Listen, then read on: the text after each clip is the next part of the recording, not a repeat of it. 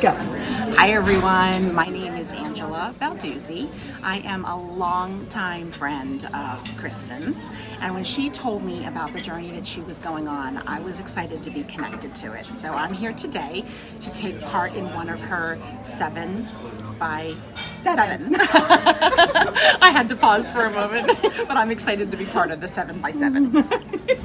So in terms of new ideas that I'm exploring, I'm actually in a state right now where I am exploring a ton of ideas. So I've had the benefit recently of leaving a corporate job experience where I've been in corporate America for, my goodness, 20 plus years. And the last year I've had a bit of a break. And so I've been able to really think about and explore a whole bunch of new ideas.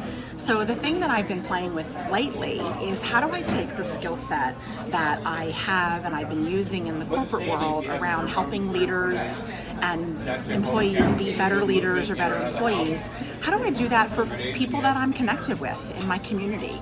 The women in my neighborhood, the women in my community, the other people that I might interact with that could really benefit from that kind of transformation. So for me, 2019 is going to be all about collaboration. How do I take some of that stuff that I have had decades of training in the corporate world, and bring it to people that are closer to me and help them actually transform their lives in the way that they want to transform them. Oh, like most people, one-word descriptions are really hard. So I've thought a lot about it. I think that there are actually 2 words that I would say. One is resilient. So when I think about all of the life experiences that I've had, not all of them have been positive, but many of them have. But in most cases, I have dusted myself off, picked myself back up, and move forward. So I think resilience is one of them. And the other thing that I had to say as well is genuine. I think when you interact with me or you're part of my circle, I am who you see. So when you think about defining moments, I think everybody has a lot of them. But for me, the one that I really reflect on is becoming a mom. You know, I had always wanted to be a mother, and I had always had great career aspirations. But when that moment happened, and over the last 14 years as my son has grown up, it changes you. For me, it changed my perspective on what mattered.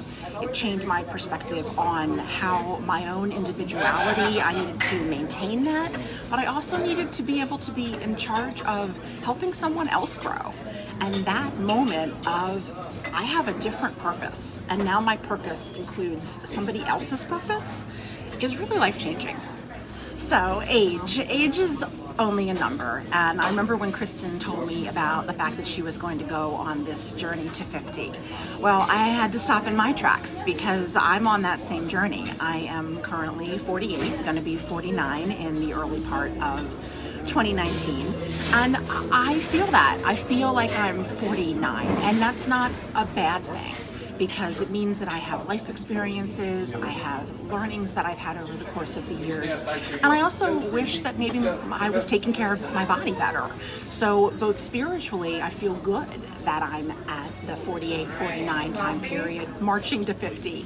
But in terms of my physical aspects, I wish that I were honoring the body that I have and taking better care of it. So here's to rockin' 50 along with Chris. So the skill that I'd like to learn and why is one of those wave a magic wand type of skills for me. I have always wished that I could be a dancer. When I think about professional dancers, and I absorb and gobble up all of those dance shows, So You Think You Can Dance, World of Dance, and I am always just in awe of what those people do with the same parts that I have, and how they defy gravity. So if somebody could wave a magic wand and make me, when I sometimes feel like an elephant doing ballet, that I could just be boom with that skill of dance, that would be amazing. So a perfect day for me, truth be told, I am a total night owl. So the perfect day for me would probably start at around 10 o'clock in the morning. I would stay in bed until then. But if I had to get up and get my day going, the couple things that I would love my day to include. I would love my day to include some type of sporting event with my son. I love being on the sidelines with him, watching him play soccer, watching him play baseball, and really any sport. And plus, there's such a community of people that I have built friendships with as we go to those sporting events for him, that it's such a wonderful connection. And after that, I would love to sneak in a luxurious spa treatment or a long, luscious yoga session, something that would really be caring about me. And lastly, I'd love to spend the rest of the day cooking and preparing to entertain family and friends in my home.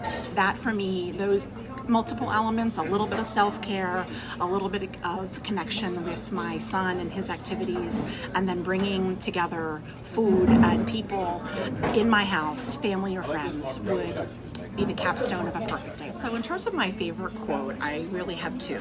So the first one, I think I actually came up with. I can't recall where it was attributed to, but I remember saying this to myself since I've been in college, for the last 25 plus years.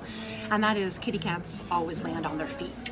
So that links back to my word of resilience. And my second quote, which is somewhat related to kitty cats landing on their feet, is a quote that I picked up during one of my yoga practices the last year or two. And it is, she made a promise to herself to always keep her well-being sacred. And some days I'm good at that, and some days I'm not.